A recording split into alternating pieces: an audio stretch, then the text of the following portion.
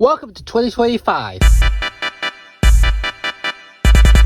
Life sucks, doesn't it? But why is modern life so absolutely horrid? What caused our civilization to go from this to this?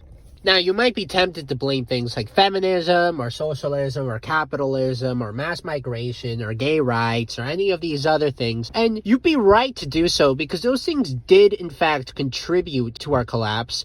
But they didn't just spring up out of nowhere. These philosophies and movements had their seeds planted by earlier philosophies and movements until eventually it comes down to one source for all of the garbage that currently plagues our society, from rampant individualism to materialism, sexual depravity, gender equality, and all of this other garbage. Protestantism. Without Protestantism, none of these other ideas could have ever taken root, because that is the tree from which all of these other things are merely the fruits of. Protestantism, without exaggeration, destroyed Western civilization. And I'm going to explain why. Now, I can already hear Protestants in the comments going, "How dare you? I don't support any of this degeneracy, and neither would have any of the early reformers. How dare you try to pin this on us?" And I understand, you guys don't support those things. That's absolutely true. And neither did any of the reformers. I'm not making that claim. But the ideas that these reformers planted, when they grew into fully fledged ideologies and political movements, began incorporating and pushing for these ideas, because these ideas and movements that are so degenerate and destructive nowadays were basically just the logical conclusions of the ideas that the reformers instilled. The first and chiefest among these sins was the dethronement of the church as the highest authority in our civilization.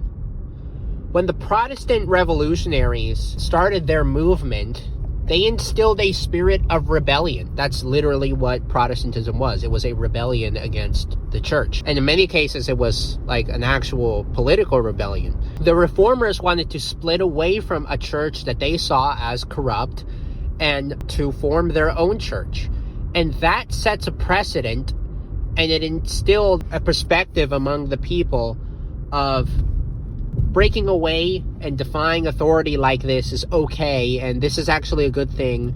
And it laid the seeds for the same kind of spirit that would eventually manifest itself in stuff like the French Revolution or the American Revolution, the sort of independent revolutionary spirit. Down with the king, down with the monarchy. We, the people, the masses, will decide because we know better. And that shift in perspective away from authority and away from divine authority, specifically through the Catholic Church, to human authority, to the idea that the people, the common man, can determine what's best for him, and that the common man can decide all of these things, and that they aren't just objectively true and don't exist externally from humans, is like the chief instigator for all of this other stuff. It's that idea, the idea of this individualism and self-determination. And so it caused immense civil strife in Europe. There were a ton of wars between Protestants and Catholics, mainly along political lines, mainly because local lords and regional rulers wanted to basically free themselves from the church's grasp and not have to be beholden to the church anymore. And they used Protestantism as a great way they basically didn't want to be beholden to the church anymore, so they used Protestantism as a way to accomplish that, as a way to break free, if you will, from the church. And that caused a ton of conflict and a ton of violence, culminating in the 30 Years' War, where the Treaty of Westphalia was signed. And what this basically was the first instance of secularism in the West. Because Protestants and Catholics were slaughtering each other, both of them wanted their version of Christianity to be the one recognized by the government, because throughout most of history and up until that point, the government had a state religion that they enforced on everybody. And this is the first time that we see that the government decides to take a position of having no religion at all. And it was done to achieve peace between Catholics and Protestants so that they could both live in the same country without slaughtering each other. And they never imagined that such an idea would be used to allow for other religions and for atheism. That was never the intention of the people who invented secularism, but that is the result. And it doesn't really matter what the intention of something is. What matters is what it results in. Indeed, Protestantism inherently lends itself to secularism and to atheism.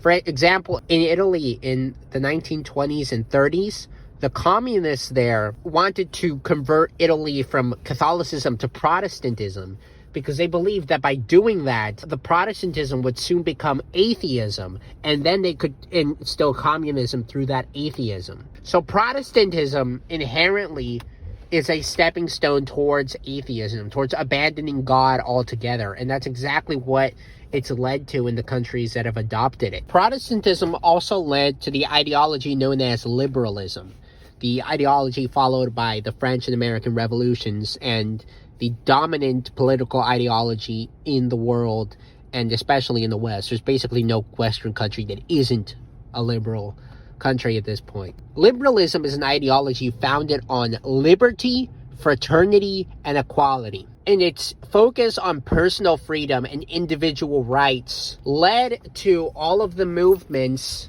that we see now. Stuff like women's rights, feminism, gay rights, trans stuff, all of these racialized movements. They all came from this hyper-individualistic obsession with rights. This idea that everyone is entitled to be able to live the way they want without reservation, and the government or anyone else has no authority to tell someone to knock it off. It's that mentality that has allowed things like homosexuality to become commonplace, because it's no longer being forbidden as something that God has ruled as a moral evil, but rather it's a lifestyle choice that the government or anyone has no right to stop, because the country subscribes to an ideology that says that such things should be allowed. And it's the same thing with such policies allowing people to spread other religions in the West and to dilute the cultural identity of the West and any sort of bond that holds people together. It's turned everyone into a self-isolated, atomized cell in society that operates on completely different principles and beliefs from everybody else, because there's no enforcement of anything. Liberalism is an ideology whose stance is that it stands for nothing. And you can't run a society like that. You can't run a society that stands for nothing. Because even if it has a strong culture, like the United States did, it gets eroded over time. And it's not going to be there eventually. And it's gone now. It is gone. The safeguards that slow down the progress of these terrible ideas, being America and the Western world's strong ethnic identity and religious culture, are gone now. And that's why everything is going to hell so fast, because the little that was restraining it before has now fully disappeared. In order for you to have a strong, healthy society, there needs to be an authority that says this thing is good and this thing is evil, and it needs to outright forbid it. You cannot have a society that has as one of its principles that people can believe and do whatever they want, because eventually people are going to have things that are conflicting with each other. People are going to want to push things that conflict with each other, and you can't have it both ways. You can't have women be empowered and also in their natural role as women.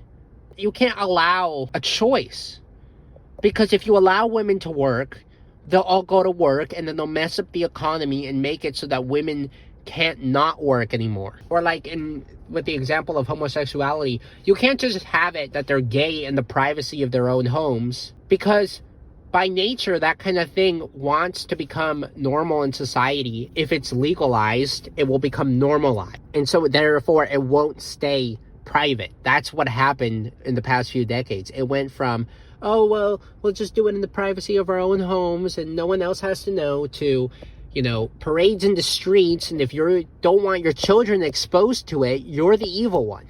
This is liberalism, and it comes directly from Protestantism, and it has destroyed our society, particularly our common culture and moral values. Protestantism is a religion that hates the spiritual because they felt like those things were not based in reality and were too spiritual and too abstract. And so Protestantism is a very spiritually barren tradition, especially nowadays. I mean, you look at the average Baptist or evangelical church.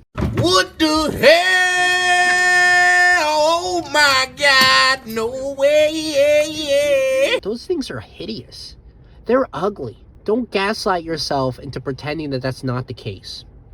Communion has been reduced from the culmination of worship, from the receiving of God himself in a mystical and divine way, to handing out crackers every month or so.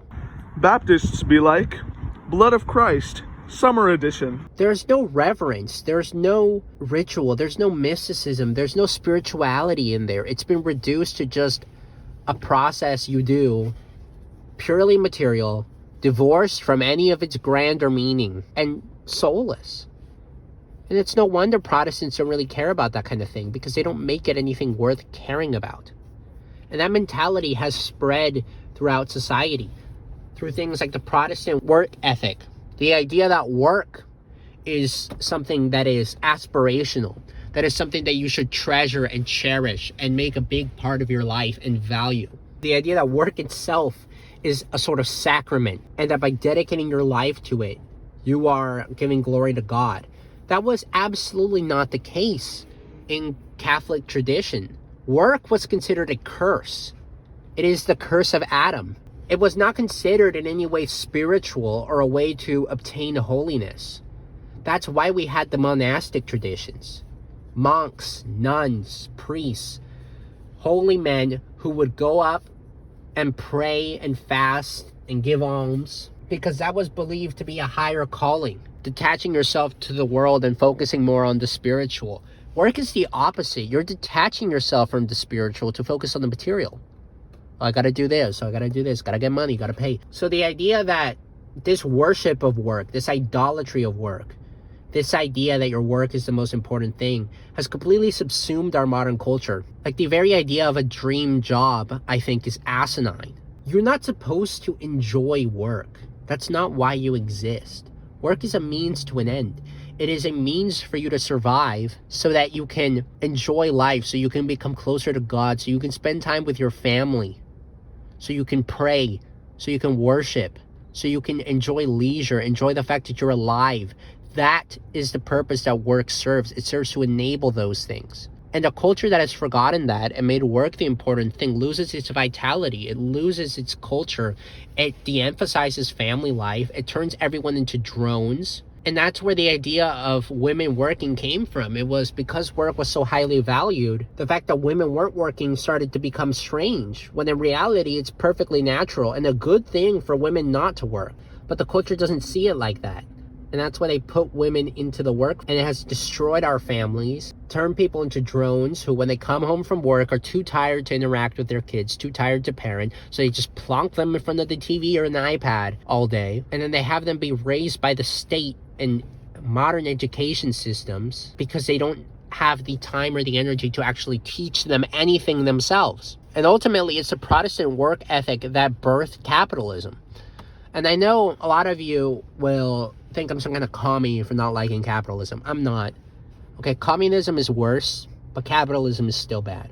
What capitalism does is it creates a culture that is enslaved to the material.